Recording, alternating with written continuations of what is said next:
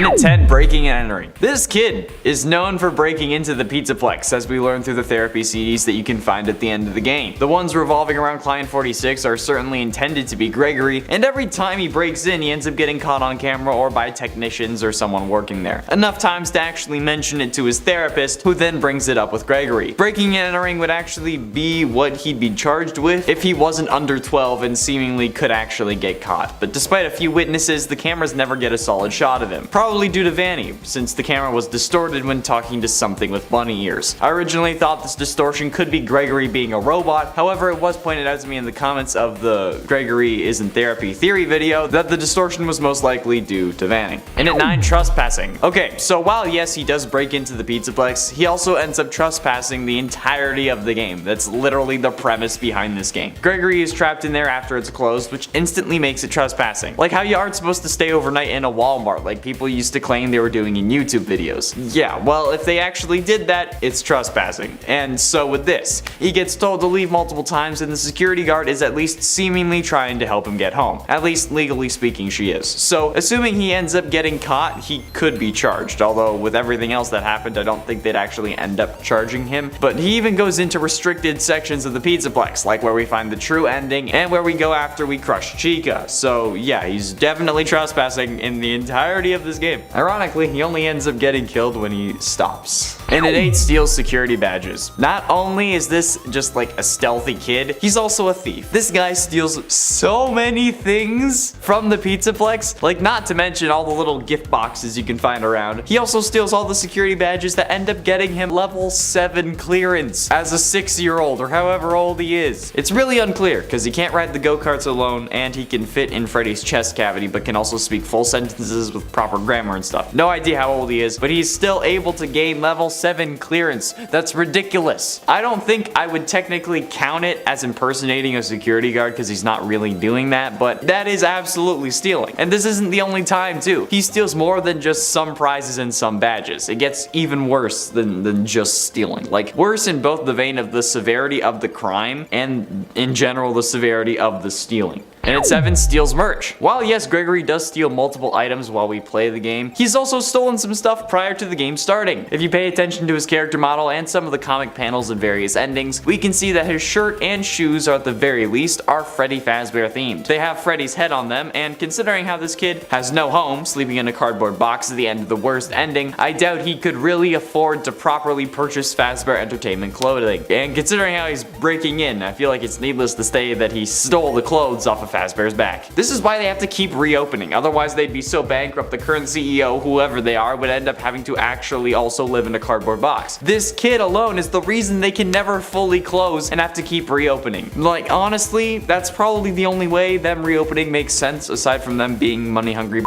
who don't care about how many children actually perish for them to live their comfortable lives. And at 6, resisting arrest. So while most reports of resisting arrests are exaggerated, when it comes to Gregory, I don't really think it is. This man literally escapes the lost and found room while the police are supposed to be on their way. Yes, Vanny is coming to kill us, but if you think about it, you can escape even before we are aware of Vanny's presence, meaning that we are actively resisting arrest, or as close to arrest as it can be. Technically, if we look at it in a certain way, it could be considered a citizen's arrest. And I know that it's not how it would work in real life, okay? So cool your jets before you comment. Wait, you already did comment? You were complaining about an earlier number? Wow. Who cares if it's not how things would work in the real world? This is a game! Afton wouldn't work like he does in the real world. Possession doesn't exist in the real world. So just like cool it, okay? Gregory is resisting arrest for breaking out of the lost and found room, and he also stole a screwdriver that he uses to do it. Plus, removing vent covers could also be considered. Halfway through into number 5. Vandalism. Not only does Gregory damage multiple vents and vent covers throughout the game, but the main objective of the game is actually a crime. Yeah, that's right, you heard me. Us upgrading Freddy using the parts of other animatronics that we acquire through destructive means is indeed vandalism. Or it could be considered destruction of property instead if you wanted to head, I guess, maybe more of a specific route or in that direction. Either way, destroying these animatronics, despite them trying to get to us, is a crime. Technically, we don't know what happens when we get caught by an animatronic.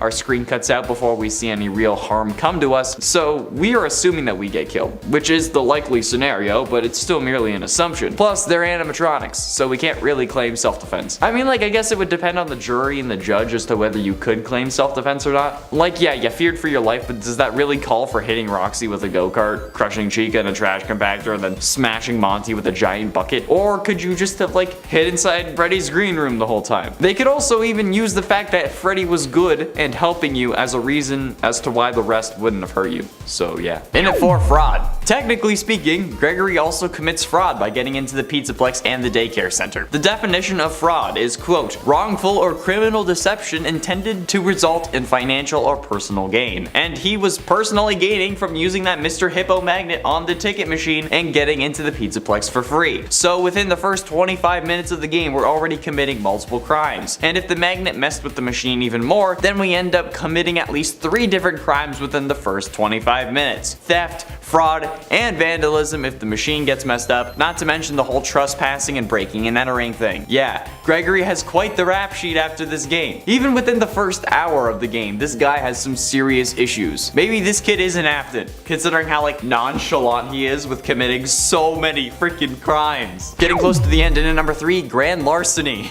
Stealing a boatload of trinkets, fine. Assuming that we gave a pass to Gregory, okay? He still commits grand larceny, which in the US is typically seen as stealing anything with a combined value of $400 or more, or something that would cost over $400 to replace in a reasonable amount of time. If we ignore the 87 collectible prize boxes found throughout the game, which would easily equal over $400, he still steals Freddy at the end of the game! In multiple endings, Freddy and Gregory leave without a care in the world, including the canon ending. And before you say, Connor, I'm calling BS, Freddy chose to leave with Gregory in those endings. Freddy is a robot!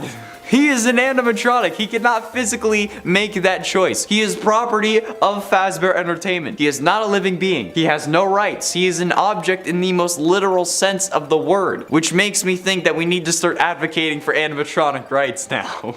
I mean, Freddy didn't consent to Gregory climbing inside him the first time, so Gregory in theory should be getting charged with a whole lot more than just grand larceny for stealing Freddy. And if you tell me that you don't think replacing Freddy in a reasonable amount of time would cost more than $400, I need you to leave this video. Thank you. He would probably be the most expensive one to replace, I'm sure. And ultimately, in at number 2, hacked animatronics. Assuming Gregory is client 46, which is kind of required for this list, he's also guilty of hacking the animatronics, as we learned multiple times throughout his sessions. The only issue I have now is why is he hacking the animatronics? Like, he definitely had a purpose, since to quote Disc 16, what I understand is that the glitch stopped being a glitch and turned into an intentional set of subroutines that were aimed at creating the same thing the glitch created. Those subroutines seem to have come from you. Can you explain that? And I think that I can explain that. There's like a good and an evil motive for this hack, depending on which one they want to be canon. The evil motive would be that Gregory was just working with William and Vanessa, so he hacked the animatronics and made sure the glitch he caused instilled itself into the robots so that his work couldn't be undone, to end up distracting all the employees from what's really going on in the Pizzaplex. The good intention, which is the one I think would push the story further ahead, and is probably the more likely one, would be that he lied about his family to the therapist so that he could keep seeing them, and he would have more time in the company building so that he could hack the animatronics, causing them to malfunction in an effort to get the company or the FNAF AR special delivery project shut down. Hence why the glitch ended up being a closed loop where it was replicating itself over and over so it couldn't be deleted. And finally, in at number 1, kills Vanny. In the Phaser Blast ending, the one where you push the button instead of playing Princess Quest 3, Gregory actually orders the robots to disassemble Vanny. Gregory being willing to kill Vanny is so messed up, especially if this kid is meant to be like 10 or 11, which is what everyone seems to believe, even though I think he's 6. Even then, that's still pretty screwed, but you could argue that he doesn't know any better. But clearly, Gregory does know better. This kid is easily able to destroy all 3 animatronics without a moment's hesitation and then use their upgrades on Freddy. He is willing to kill Vanny, like I said, despite actually seemingly knowing her, like we see in the best ending, and he burns Burn Trap multiple times in an attempt to stop him from taking control over Freddy.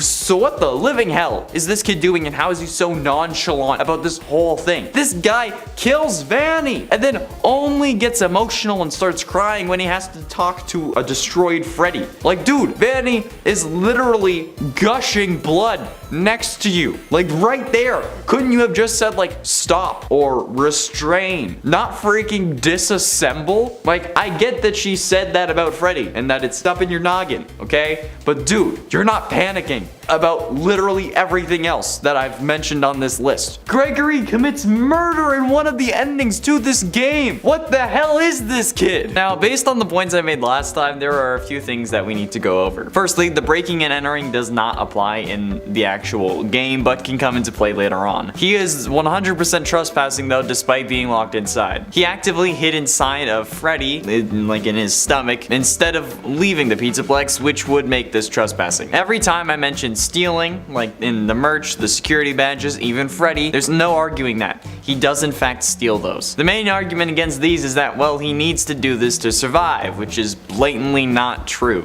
Okay, Freddy informs Gregory that the doors will reopen at 6 a.m. All Gregory needs to do at that point is just stay in Freddy's green room or the area behind it until 6. Nothing else was necessary in order for him to survive. The only problems occur when Gregory tries to get out sooner. He causes his own problems. Vanny only ends up knowing Gregory is in the Lost and Found because she put him there as Vanessa. So, with that logic in mind, Vanny would not have known that Gregory was in Freddy or Freddy's green room. He says that himself. And Vanessa does not check inside Freddy when you approach her while piloting him. So as far as the argument that he needed to do this to survive, no he didn't. Unless he ends up making the problems himself, which would completely destroy his case. So, glad we got that settled. One of the other points of contention was really everything else he did was in self-defense. He had to destroy the animatronics. He had to kill Vanny in the phaser blast ending, otherwise they would have killed him. But while self-defense does sometimes justify killing in order to protect yourself or your loved ones, this is typically used for human-on-human interactions.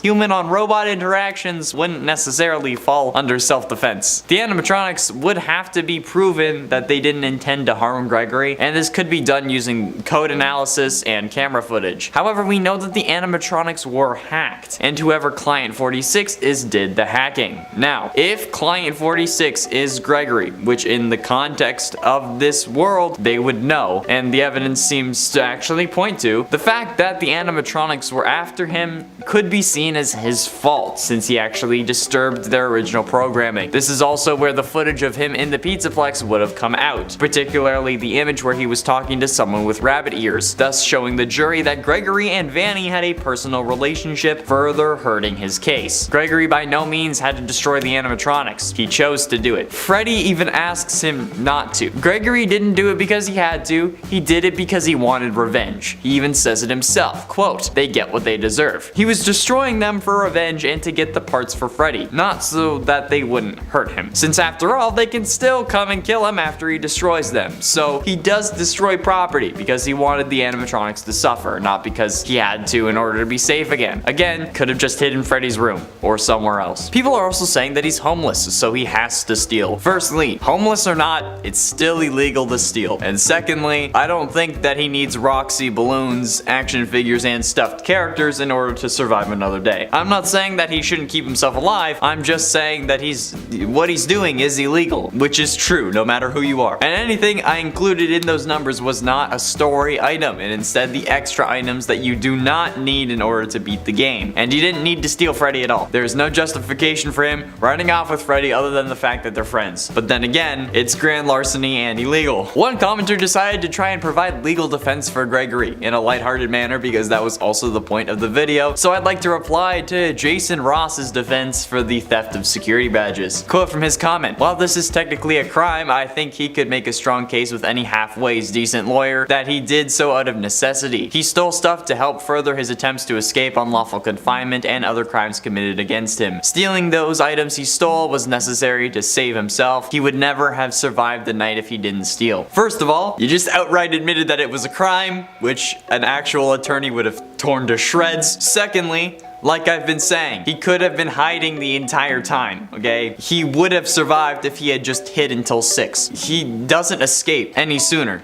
than 6 a.m. You progressing throughout the game just makes the time go to 6. He never escapes sooner. He did not have to steal the security badges. Unlawful confinement, as you said, is described as whoever wrongfully restrains a person as to prevent that person to move beyond a certain restricted limit is said to have committed the offense of wrongful confinement. However, nobody restrains Gregory, literally, as well. Like, they don't actually like time anything. He gets himself locked in the Pizzaplex. Nobody locked him in there intentionally. The doors close automatically at midnight, and he had plenty of time to leave, but didn't, and he chose to climb inside Freddy, which also ruins your argument against trespassing, which was also wrongful confinement. And for all intents and purposes, in the eyes of the law and any outsiders, Vanessa was actively trying to help him. There are recordings of her claiming to have called the police, which would have been verified certainly, but even if she had called them and claimed something else, the record of her calling 911 would be there. Most of Ross's case relies on unlawful confinement. However, staying in somewhere and then wanting to leave does not constitute unlawful confinement. And to the public, Vanessa was trying to help get him home, but he was avoiding her. We know that she was trying to kill him,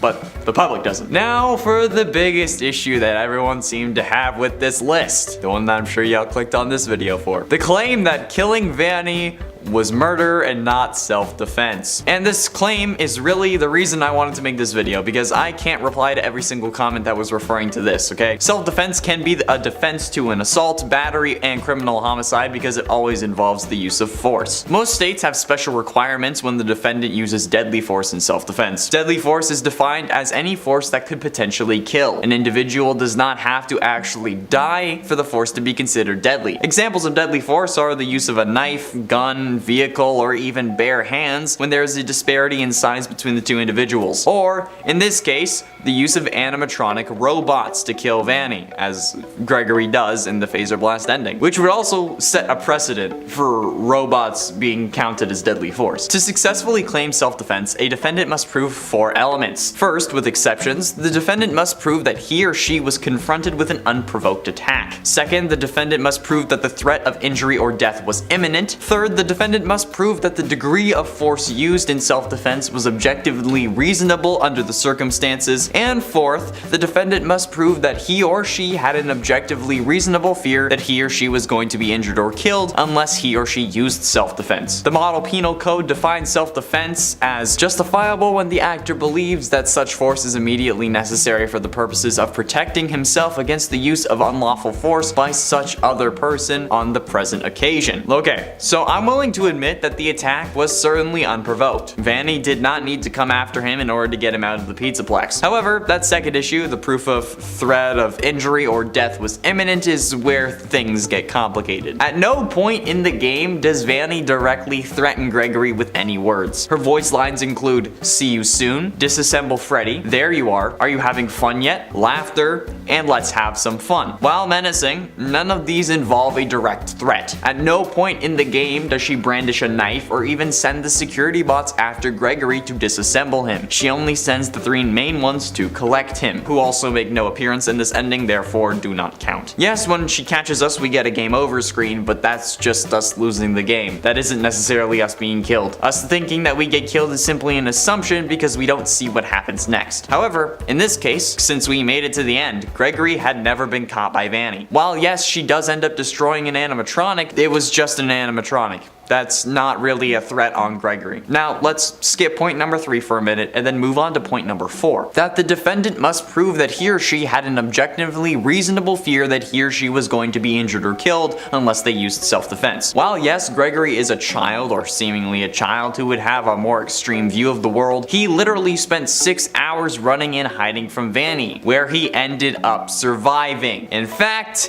he was right at the Pizzaplex door to leave, but instead of leaving, he chose to go after Vanny, thus turning this act of possible self-defense into a possible act of vigilantism, or even turning Gregory into the aggressor. He and Freddy went to confront Vanny. He says himself maybe that they can catch her in her room at Phaser Blast. Gregory could have left and survived, but chose not to, meaning that he cannot claim self-defense in an altercation that he created. And now for the final point. The defendant must prove that the degree of force used in self-defense was objectively reasonable under the circumstance. Now, being a child, there is a leeway as to what he would deem reasonable force, but in this case, it is absolutely not reasonable force. We see how destroyed Freddy is after he gets disassembled, okay? His chest and torso are gaping open. He had his insides ripped out. And then he even ends up like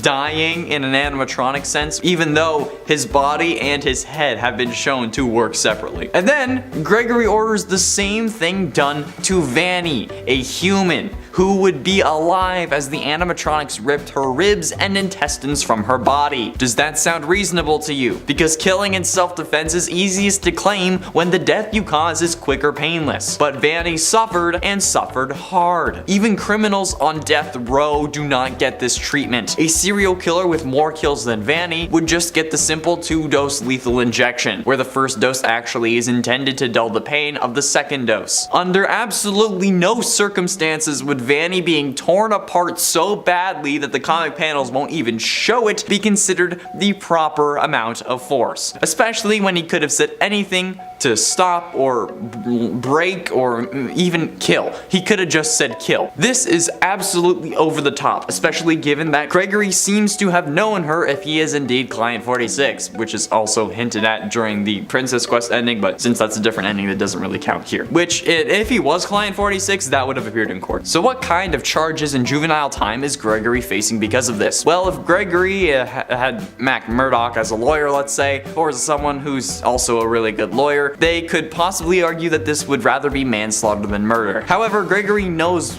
what disassemble means, so an argument that this was an accident would be very tough to pull off. But looking at the minimum sentence, there are 3 possible outcomes for how he'd be treated. 1, the child is so young or mentally incompetent to not understand what they've done and are excused for criminal and civil liability from their actions. Not the case for Gregory, who knew full well what was going on the entire time throughout this game. 2, the child is old enough to understand what they have done, but not old enough or lacking in evidence of sufficient premeditation to charge them as an adult, so they are charged and tried as juveniles, which could be the case for Gregory and is the most likely outcome. And then 3, the child is old enough to understand what they have done and there is evidence of planning and premeditation such that they can be deemed to have acted as an adult might, and they are charged as an adult, with the exception that minors may not be sentenced to death. Now, this could be the way that the courts decided to go, since after all, Gregory did intend on confronting Vanny, since he could have left the Pizzaplex but instead went after her. If he is Client 46 as well, the images of him breaking into the Pizzaplex before could be interpreted as premeditation, especially if he was investigating the Pizzaplex because of Vanny. The state could also argue that his intention was always to kill her. So, with these rules in mind, we will look at a minimum and maximum sentence. The minimum would be a manslaughter charge. However, unlike murder, manslaughter does not carry an automatic sentence of life imprisonment. It remains, however, an opinion for the court. But looking at the situation, things wouldn't look too good for Gregory. A 9-year sentence, which is not uncommon, would allow the offender to be paroled after serving 3 years of their sentence. If a firearm is involved in the offense though, a minimum sentence of 4 years is required. And while the weapon was not a firearm, it could be argued that since she was a distance from him, that it could also be considered similar. So at least Gregory would be looking at 3 to 9 years for manslaughter. If he was charged with murder, however, he would absolutely be tried as an adult. And since this is the worst case, we'll go with first-degree murder, since the court could consider this planned and deliberate. Those convicted of first-degree murder all receive the same sentence: life imprisonment with parole eligibility after 25 years. A 20-year-old convicted of first-degree murder will be eligible for parole at the age of 45, and if they behave themselves, then they're likely to receive parole. But considering Gregory's personality and your comments on that top 10 video, I doubt that he'd admit responsibility, show remorse. He doesn't seem like that kind of person. Although after 25 years, he may start looking at things differently, with new eyes, if you will. This is also if he ends up actually aging because he's a real human and not a robot like we're all thinking. And if he doesn't age, a whole new investigation is gonna happen. So let's not get into that.